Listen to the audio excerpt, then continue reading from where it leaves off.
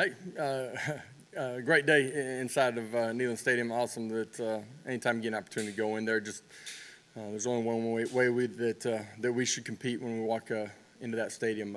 Proud of a lot of the things that we did on both sides of the football. Overall, I thought defensively played with great effort, energy, strain, competed extremely hard, tackled well in space.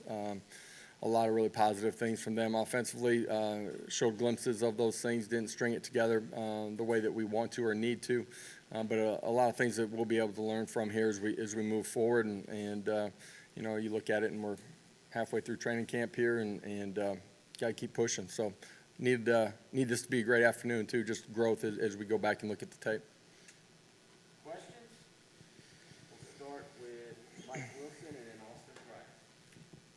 Yeah, Josh, what is Brian Maurer's status with the team at this point, and why was he absent from practice yesterday? Yeah, I just had an initial conversation with him at some point a few days ago as far as the reps and how those things were going to be divided up. No further update on him. We'll have a conversation with him during the off day here. Coach, just break down kind of what your thoughts on the quarterbacks were, you know, the three that were there, and just kind of with Joe's first time going through things, how did he manage, you know, the offense? I thought he managed things really well inside of the pocket.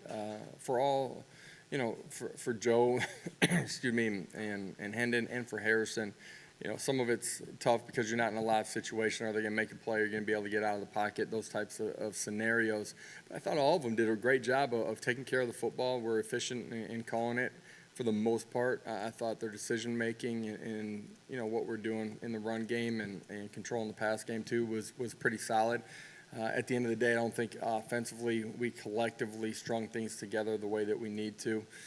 Some of that is just 11 guys all doing their job at a really high level. It's not one position, one guy.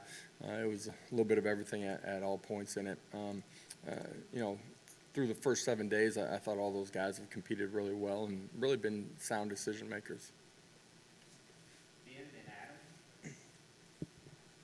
Coach, just how would you assess the physicality today? And you mentioned halfway through fall camp almost, just the physicality halfway through fall camp and then today in the scrimmage. Yeah, I like the attitude and mentality that our players have stepped on the practice field every single day with, certainly leading up to the scrimmage. I think that's been one of the positives as we have gone through camp. Our competitive strain is completely different than it was during the course of spring ball. The ability to put back-to-back days together. I thought today, physicality-wise, just on the sideline, not getting a chance to watch the tape, I thought the defensive side of the football was extremely physical, changed and disrupted the offensive front, played on the other side of the line of scrimmage, and again, they tackled extremely well. You didn't see many missed tackles during the course of play. Adam Sparks, Knox News. Follow up on Brian Maurer. Did he take part in the scrimmage or practice today? He did not, no. He did not. And secondly, you talked about the offensive tempo, things not being stringed together completely. Can you see the light at the end of the tunnel there, though? Yeah, absolutely. Absolutely. At the end of the day, like offensive football, I don't care what tempo you're playing at, you got to be efficient, right? And that means 11 guys got to do their job.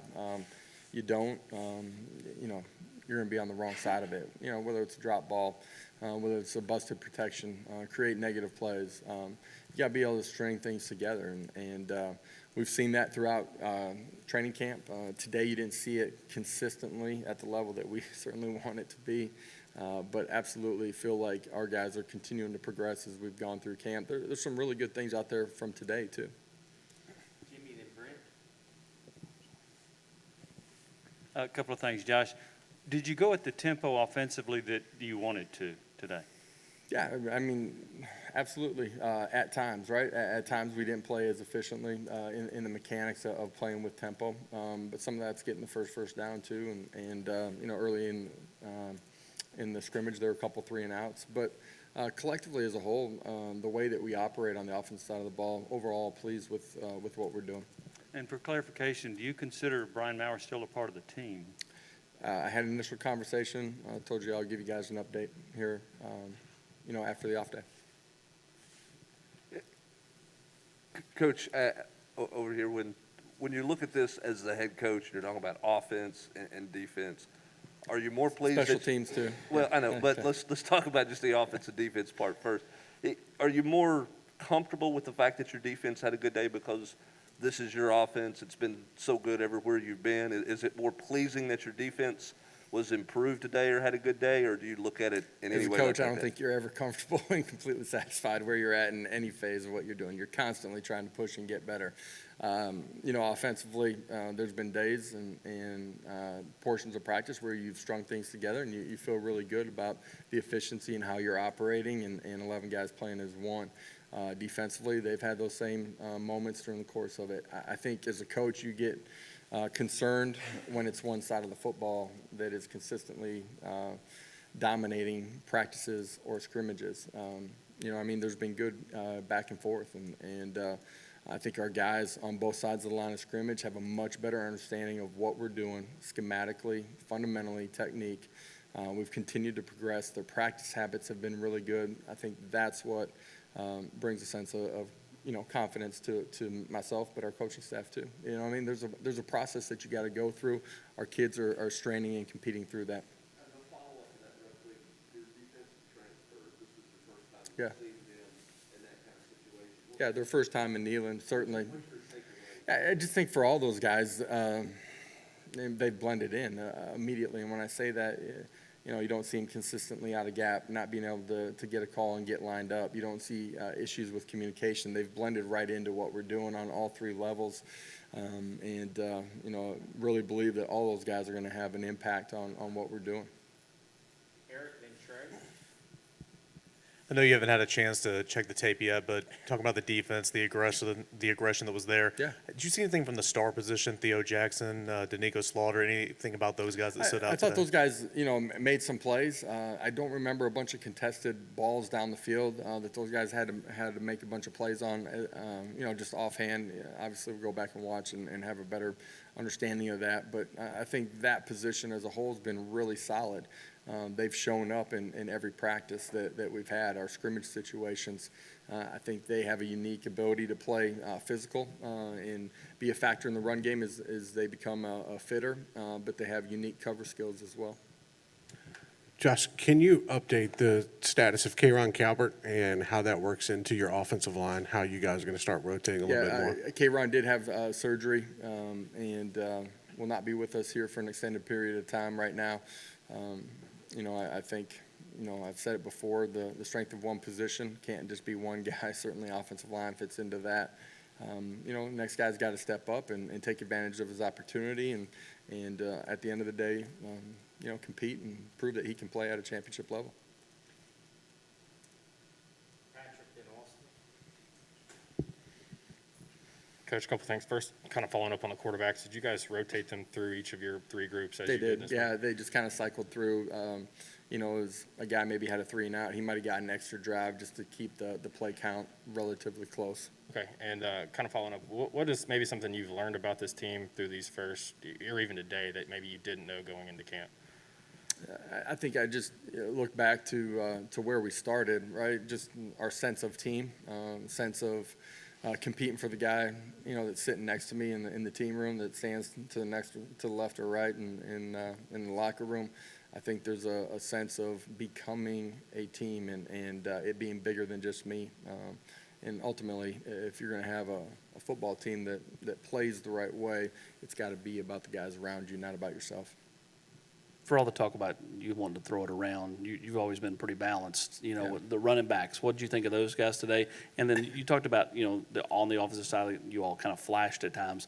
Were there any particular players that flashed more than others? Yeah, for sure. Over the history of my tenure as a coordinator, or the last couple of years as a head coach, our skill guys have gotten a ton of recognition for what we've done through the air. But for us, it all starts with what we do in the run game and operating extremely efficiently and being physical at the point of attack. We've ran the ball extremely successfully through my tenure as well, and I thought our offensive line at times did a really nice job of covering guys up. I don't think we distorted the line of scrimmage the way that we're capable of, maybe that we've shown during the course of some of the practices as well. I do like our running back room. I think Jabari, Small, Tyon, those guys are playing at a really high level, and excited to see some of the young guys that got an opportunity to play. Just look back and watch the tape. Jake, then Vince. Coach Jake Nichols, Sports Illustrated. You've talked about the level of retention in this offense and how they've progressed from the spring. Have you seen any more evidence of that retention just today from the start of camp? Yeah, certainly just in how we play ball mechanics, you see that, but also in just in the schemes that we're running, our ability to do the right thing, play with better technique. We've consistently improved. Where we finished spring ball was completely different than where we started. We got better throughout the course of summer. Day one was better than the end of spring ball. We've gotten better through the course of training camp too. Cody Burns had mentioned the number one priority for the wide receivers was to catch the ball.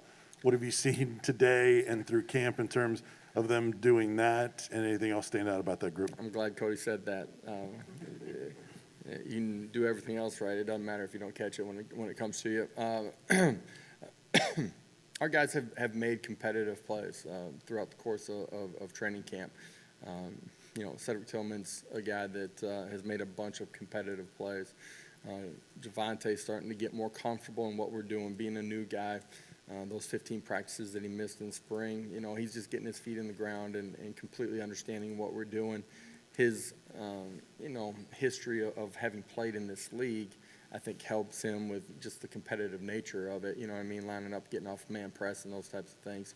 We've seen it consistently throughout the course of training camp. I think there's some young guys that got to continue to push, climb, and make some more of those competitive plays. But that's a huge part of playing that position and needs to be a huge part of our success is being able to come down with that 50-50 ball. Josh, could you say what percentage of offense you've installed so far, and the same for defense, what percentages have been installed so far? We got a huge portion of it on both sides of the line of scrimmage, offense and defensively. I think as you go through the course of the season, you're going to continue to grow and evolve and find ways to attack people on the other side of the line of scrimmage as you game plan. There's no set playbook. This is all we do and only what we do. You got to continue to evolve as the game changes, as your opponent changes, and you find out more about your personnel. I'm sure on offense you're giving everybody reps, but any problems that you saw today on the offense, how much do you foresee those being cleaned up once it's just ones and twos playing and you have your game day rotation? I feel good about where we're going in the direction on the offense side of the ball. We got enough playmakers and guys are competitive and have a great understanding of what we're doing. It's a growth process, but we'll get where we want to get to. Last two questions, Brent and Ben. Yeah, Coach Kidd, you mentioned a couple of times the physicality of your defense, particularly up front. How far has that group come from maybe where you were at the end of your defensive front end of the spring to where you are now? First day of pads, where we were at last spring to where we are now, it's a different group. It's different on the practice field, physicality, playing upfield, disrupting and changing the line of scrimmage. Most importantly, it's just a different group inside the meeting room. Who they are, accountability factor every single day, their consistency, their work habits, their ability to learn, their ability to want to play for the guy next to them and do it right, and accountability in that room is completely different. That's why it'll be different on the field too. First scrimmage for Darnell at left tackle, just what you see out of him, and then with Darnell at left and Cade at right, what you think of kind of that group of five? Yeah, I'll get a better chance to see it as you watch the video here this afternoon. I think Darnell's really natural on the left side of it. For him, he's athletic, got the ability to bend, has a chance to be an elite pass protector as well. And so overall, you feel good about where those two guys are at on your edges. Thank you.